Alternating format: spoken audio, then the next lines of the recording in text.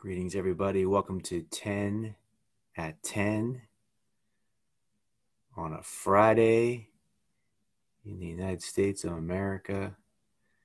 It's just after 7 a.m. in California. It's in the early afternoon in Europe. It's in the evening in Asia, and wherever you are, however you are, you're in the right place at the right time. In the timeless here and now. Do me a favor when you're entering, just tell me where you're from and say hello. You can use the heart button. We're on Instagram Live. We're on Facebook Live. We'll be also on Good Morning, Lisa. Good morning, Annie. Good morning. The names on Instagram are a little more complicated. But good morning to everybody who's joining us, who's arriving in exactly the right moment and exactly the right time. I really enjoy this space with you. So we'll be on India. We got some people from India coming in. Love India.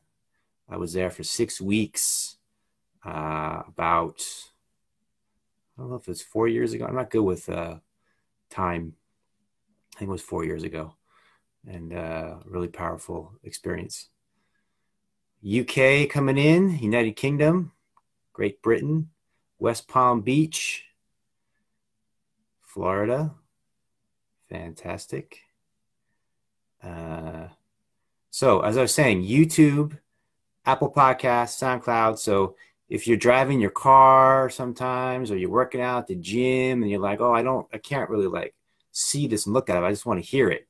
So we got the podcast version as well. Or if you're like, oh, I love to just kind of like get the visual experience as well, then you have options there. So lots of options, lots of ways to connect, and lots of gratitude for your presence. Let's just take a deep breath together. Breath is such an essential component of wellness, and I think we kind of overlook it, and because it's so simple, because it's always here, because it's always available. It's deep inhalation, and you exhale. And whatever the situation is, whatever the circumstances are, you become grounded, you become present, you become centered. Valeria, where are you? Tokyo? Japan? So happy you're here. So you become present and grounded and centered and connected, and you can speak from the deepest space of presence, the deepest space of authenticity, deepest space of your heart inside yourself. And there's so many things to get into, and so many things to share, and so many things to discuss, and so many things to talk about, and I have so many ideas and insights and inspirations on so many different things. And the thing that I really want to share most in our precious 10 minutes plus that we have today is I want to tell you about my son. I want to tell you about something he did yesterday, and something that I'm really proud of him for, and something that's a great lesson for all of us. So my son participated in an event. He's 17, soon to be 18. He's a senior in high school.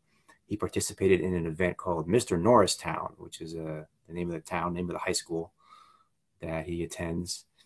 And it was a performance-based event last night with 12 young men. And he decided to participate, to enter himself, enter his name in the participation. And he performed. He actually sang with a guitar. He never sang in front of a group of people before in his life. And he sang with a full house of about 500 people last night. He did so great. And just really proud of him for facing that fear and breaking through it. And it's such an inspiration for all of us, to step beyond our comfort zone, and continue to step beyond our comfort zone, and continue to move beyond our comfort zone, whatever the situation is, whatever we're experiencing, whatever's happening for us, whatever we feel blocked, whatever their limiting beliefs are, limiting thought patterns. I can't do it. I'm not good enough. I'll never make it. I'm blah, blah, blah, blah, blah, blah, right? The mind goes and goes and goes. And to face that and to have the courage to move through it is inspiring, right? So I think something that's important to recognize and realize is that we think that we're the ones that, as parents, we're the ones that are leading our children. We're the ones that need to tell them how it is, how it's going to be, how to do things, how to make things happen. But I find that my greatest spiritual teacher has been my son, right? Just watching his journey, watching his progression, watching his evolution, watching his movement from birth until this point, and all the different hurdles that he's overcome, and all the different, because as we all know, all those of us who've made it, that going from a child to adult can be rough, right? There could be challenging situations and circumstances for sure. So to see him move through those spaces and face those limits and break through continually throughout his life has been a great inspiration to me. And it's been so beautiful for me to witness that and experience that. And I just think being a parent is something that, if you are a parent, it's something not to neglect, not to take for granted. I made an intention. I was apart from my son for a while. I was at a distance, and I made an intention to really be present more consistently. We've always been really close, really engaged, really, kind of best friends, really, in a sense. But to be more physically present and to be present for events like that took place last night. So it feels really good to just witness his journey, witness his evolution, and witness his expansion. And whether you're a parent or you're not a parent, my advice is to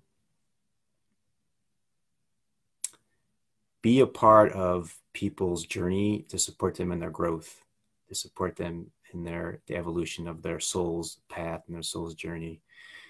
So for me, I get such a joy out of doing that with my clients, with my coaching clients, and just having support them in those breakthrough moments. It's the same thing as with you have a parent, if you're a parent of a son or a daughter, to support them in those breakthroughs and supporting them in that journey. So just supporting people in their journey is really rewarding, and it's really why we're here. And whatever the capacity is for you, it's why you're here. Always starting with leading by example, right? Always starting with leading by example. When you're leading by example, you don't even need to share that many words necessarily.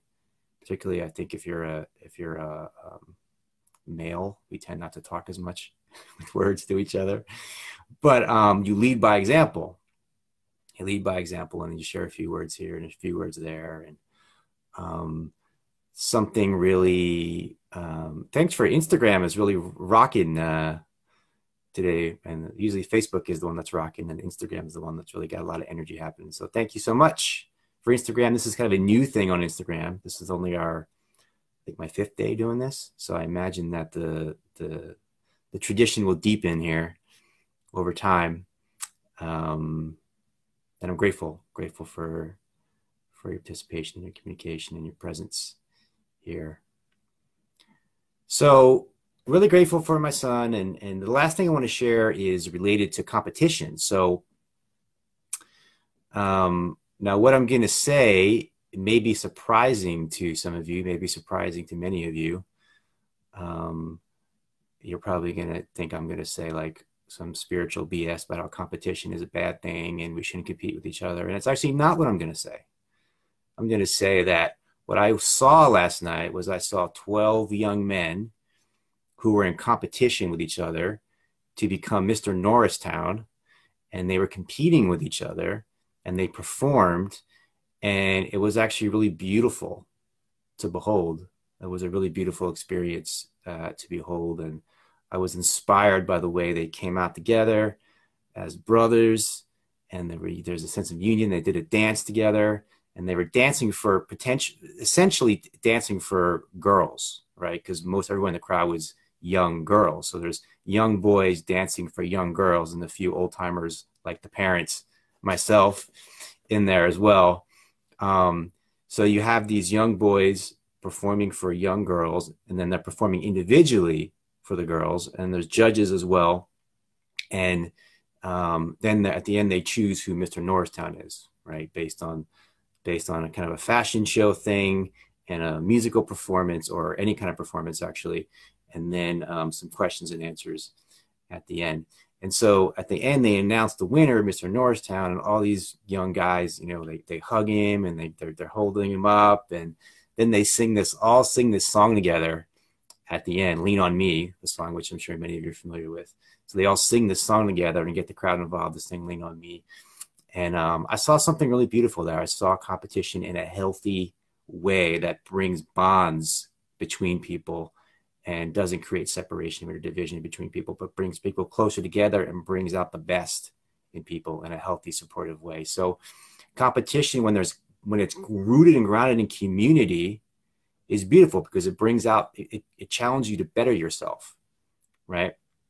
And I saw a beautiful example of that, and I want to tell you about that and have you realize that.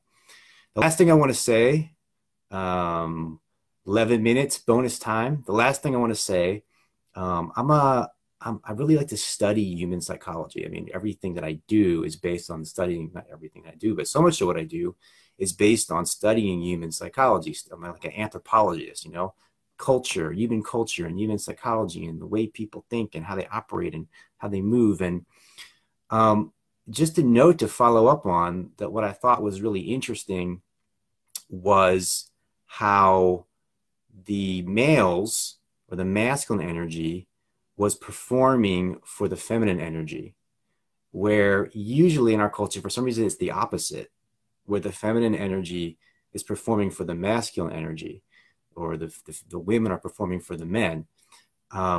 So I think that if you look at nature, if you look at animals, you look at things like peacocks and birds, the bird call and the peacock with the feathers, and you look at the way there's all these thousands and millions and billions of sperm competing for one single egg. It's really the masculine energy performing in competition with each other to gather the attention of showing themselves in their best light to the female energy, and the female energy, by the acknowledgement and attention it gives in the masculine energy, says, "Hey, we like you. We want more of you. You're the best male. You're the best," and right. So we're acknowledging you as the best, and we've kind of like somehow we've lost that play, because it really is just play. It's a play of energy. We've lost that play as human beings, and because we've lost that play, we're not challenging men to their best, right? Because we've lost that play, we're not challenging men to their best. So instead of women performing for men, which is beautiful, there were girls that were dancing, had some dance performances too as well. So I'm not saying it's like should happen. It's great if that's what you want to do, but what is more of a natural integration and more can be happening more is men performing for women to challenge the men to their best. Does that make sense? To challenge the men to their best, because we're not challenging the men to their best in the way that we could right now. And the women then reward the man who's the best, right? Whether it's through attention, whether it's through sex, whether it's through babies, whether it's through, eye contact, all the different ways that we reward people that we feel are the best, right? I forgot to mention that if you look at indigenous societies, indigenous cultures, it's the same thing. The women do not dance for the men dance for the women, right? If you look at indigenous cultures, now when I say indigenous cultures, I'm making a generalization. I'm not saying every single indigenous culture in the entire history of humankind, but generally speaking, if you look at indigenous cultures, if you study indigenous cultures, the men are the dancers, not the women. The men are performing for the women to garner their attention, to say, "Hey, I'm the best dancer," you know, I'm right. So we can bring this into every aspect of life, right? Whether it comes to spiritual awakening or intelligence or ethics or compassion, right? Like, be the best, Be the best. Be the best, and don't be embarrassed about it, and don't be shy about it. Don't be arrogant about it. Don't be cocky about it. Be humble about it. Um, be authentic about it. But the point is, strive to be the best instead of being jealous. If you're a man, instead of being jealous of another man, be inspired, right? If you're a woman, instead of being jealous by another woman, be inspired. Oh, there's someone doing something better than me. That shows me that I can do that too. So that's a healthy integration of competition. That's a healthy integration of competition, because we're seeing reflections around us all the time, right? We're seeing reflections around us all the time, and we can embrace that. We can embrace that, and we can have a deeper sense of bonds with the people, um, and have a sense of what I saw last night was young men competing with each other, and at the same time having a sense of deeper bonds of love and appreciation with each other when they came through it. And it was beautiful to see these guys backstage hugging each other and appreciating each other. And you see the same thing in a boxing match. If you ever watch a boxing match, you'll see these two men, right?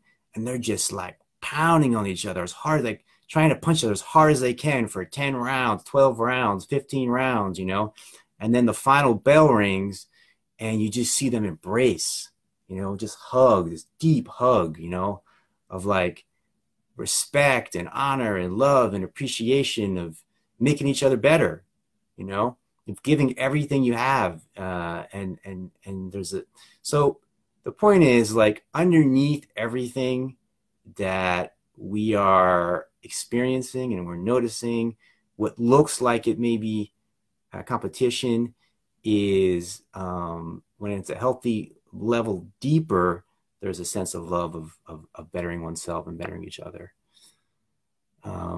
17 minutes might be a new record. It's Friday. Be back Monday. Keep the comments coming in the thread. Let me know ways that you've viewed healthy competition, the inquiry around masculine and feminine. I'm always interested in the polarity of the yin and the yang.